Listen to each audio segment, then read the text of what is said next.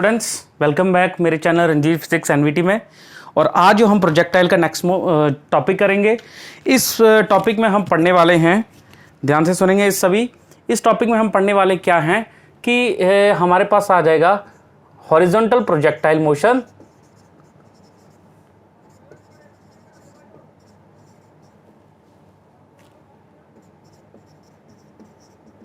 Horizontal projectile motion में हम पढ़ेंगे पहला टॉपिक जो है हमारे पास, जिसका नाम है रिजल्टेंट वेलोसिटी। कल का मैंने आपको बता दिया था, लास्ट टाइम जो मैंने वीडियो बताई थी, इसमें हम रिजल्टेंट वेलोसिटी पढ़ेंगे क्या होता है। देखिए हमारे पास दो मोशन है, ठीक है। तो इसको पॉइंट P मान लेते हैं। पहले डायग्राम को समझ लेते हैं। एक यहाँ से किसी टावर से किसी हाइट से जब हमने ऑब्जेक्ट को फेंका, तो यहाँ पे हॉरिजॉन्टली फेंका, ऐसे फेंका, लेकिन थोड़ी देर बाद ऐसे आ गई, पैराबोला पाथ फॉलो किया। कल हम पढ़ चुके हैं, ये मैक्सिमम हाइट है, यहाँ से लेके यहाँ तक, यहाँ पे हाइट ऑफ टावर है। ये इस P पॉइंट के ऊपर इंस्टेनियस वेलोसिटी हमने जब देखी, तो V जो है हमारे पास वर्टिकल जो है वो GT के बराबर है। कैसे है मैं अभी बता देता हूँ आपको। और VH जो है हॉरिजॉन्टल U है, क्योंकि हॉरिजॉन्टल वेलोसिटी हमने एक बार दी, हॉरिजॉन्टल वेलोसिटी कांस्टेंट रही, ठीक है जी। अब रिजल्टेंट वेलोसिटी को VR ले लिया, और रिजल्टेंट वेलोसिटी का हॉरिजॉन्टल के साथ एंगल कितना बन रहा है, बीटा, ठीक है, याद रखेंगे। R ये होती है मैक्सिमम रेंज जिसको बोलते हैं, या रेंज, कितनी दूर तक ये ग्राउंड लेवल से कितनी दूर तक ये ऑब्जेक्ट जा सकता है। तो सबसे पहले रिजल्टेंट वेलोसिटी पढ़ेंगे हम। As object in horizontal projectile motion moves under two velocities, ठीक है। तो वेलोसिटीज हैं, आप देख सकते हैं, ठीक है। हमारे पास हियर इनिशियल वेलोसिटी, ठीक है, u इज इक्वल टू 0 थी स्टार्टिंग में, क्योंकि 0 से रस से चला, यहां पे था। जब इसको थ्रो किया गया 0 वेलोसिटी थी, but in time t velocity changes. और कैसे चेंज होगी, पहला पार्ट फॉर वर्टिकल मोशन के लिए। तो वर्टिकल मोशन के लिए हमारे पास 3 इक्वेशन ऑफ मोशन हमने पढ़ी हैं, ठीक है। As v is equal to u plus AT, okay. तो u प्लस AT ले लिया हमने, तो हमारे पास क्या आ गया, फाइनल वेलोसिटी, तो हमने v के बराबर ले ली। वर्टिकल ले रहे हैं हम, इनिशियल वेलोसिटी 0 थी। एक्सीलरेशन, क्योंकि जो वर्टिकल वेलोसिटी होती है वो हमारी चेंज करती है, वो कांस्टेंट नहीं रहती। तो इसको हमने क्या ले लिया, चेंज कर रही है वेलोसिटी, तो इसको हमने ले लिया, किसके बराबर लिया, इसको हम ले लेते हैं एक्सीलरेशन g के बराबर 1 × t के बराबर। यहाँ पे लिख सकते हैं आप, here u is equal to initial velocity 0 थी, एक्सीलरेशन क्योंकि बॉडी डाउनवर्ड आ रही है तो प्लस g के बराबर है, ठीक है। Therefore v is equal to किसके बराबर है, gt के बराबर, देख सकते हैं आप। एंड दूसरा पार्ट आ गया, इक्वेशन फर्स्ट, दूसरा पार्ट आ गया फॉर हॉरिजॉन्टल मोशन, ठीक है। हमारे पास क्या आ जाएगा, देखिए जो वेलोसिटी है, इनिशियल वेलोसिटी 0 है, एक्सीलरेशन 0 है क्योंकि वेलोसिटी चेंज नहीं हुई। Since velocity for horizontal motion remain constant, तो देयरफॉर हमारे पास क्या आ जाएगा, v हॉरिजॉन्टल किसके बराबर है, u के बराबर, वो ऑलरेडी लिखी हुई है हमने, ठीक है। तो अब यहां पे देख सकते हैं अप्लाइंग पाइथागोरस थ्योरम। हमारे पास देखिए, अगर बड़ी फिगर इसको बनाऊं मैं at point P, therefore at point P के ऊपर v रिजल्टेंट कितनी आएगी। देखिए पहले तो मैं आपको फिगर से समझाता हूं। ये हमारे पास फिगर है इस तरह से, तो यहाँ पे आप एक ट्राइंगल बना सकते हैं, तो यहाँ पे एक पाइथागोरस थ्योरम लगा सकते हैं। ये वाली हमारे पास u आ गया, ये वाली वेलोसिटी जो है वर्टिकल हमारे पास gt के बराबर आ गई, तो पाइथागोरस थ्योरम इस राइट एंगल ट्राइंगल में लगा सकते हैं, ये वाला राइट एंगल ट्राइंगल, और यहाँ पे ये आ गया अल्फा। तो हमारे पास क्या आता है, रिजल्टेंट वेलोसिटी वी आर किसके बराबर हो जाएगी, under root of, under root किसका लेंगे हम यहाँ पे, u square by using PGT, ठीक है, ठीक है, फ्रॉम इन फिगर, तो इस फिगर में पीजीटी इस्तेमाल कर लेंगे तो हमारे पास क्या रहेगा, फॉर ट्राइंगल, ट्राइंगल का नाम दे सकते हैं P Q R, P Q R, right angle at Q.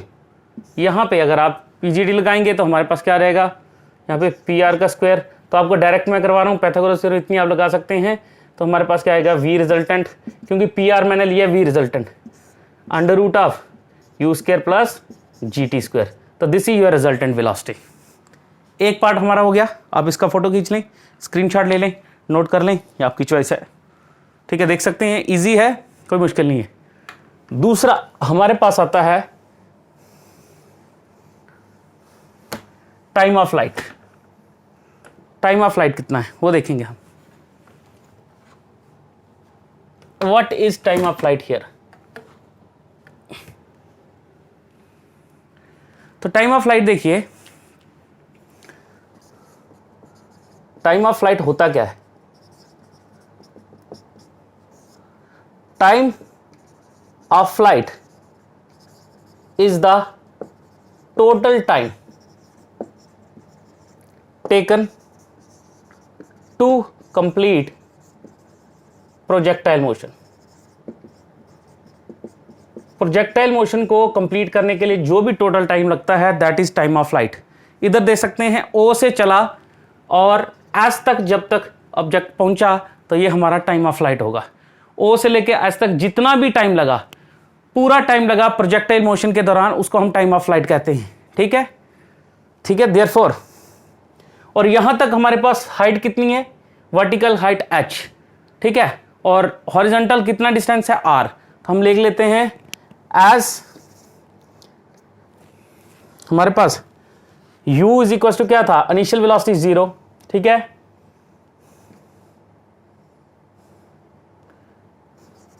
But acceleration किसके बराबर था, प्लस जी के बराबर, हम कंबाइन इफेक्ट ले रहे हैं, ठीक है, एक्सेलेरेशन प्लस जी के बराबर था। तो उसके बाद हमारे पास क्या था,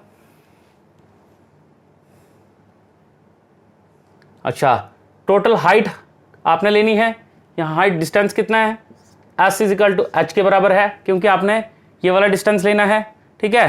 तो अब इसको निकाल लीजिए, अब आपके पास क्या वैल्यू आती है, तो अब देखिए यूजिंग इक्वेशन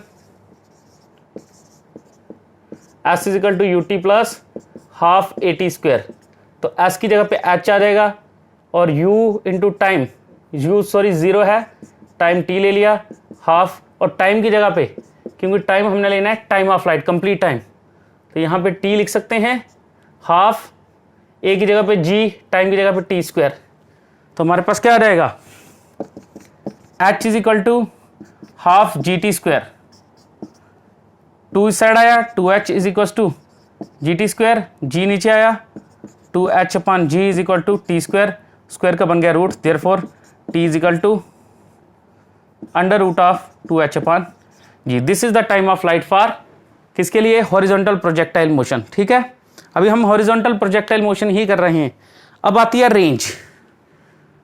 एक्चुअल में टाइम ऑफ लाइट के लिए हम जो मोशन ले रहे हैं वर्टिकल मोशन ले रहे हैं, क्योंकि यहां से आए ऐसे ऐसे यहां तक है, तो कंबाइन इफेक्ट ही होता है, लेकिन फिर भी मैं ये कह रहा हूं कि हमने वर्टिकल मोशन लिया इसके लिए। अब लेते हैं हॉरिजॉन्टल रेंज क्या है। देखिए रेंज होता है maximum horizontal distance covered by an object, ठीक है। यहां पे रेंज क्या होता है, मैक्सिमम, इसको आर से रिप्रेजेंट करते हैं, horizontal distance covered by an object. Horizontal distance कितना कवर किया देख सकते हैं।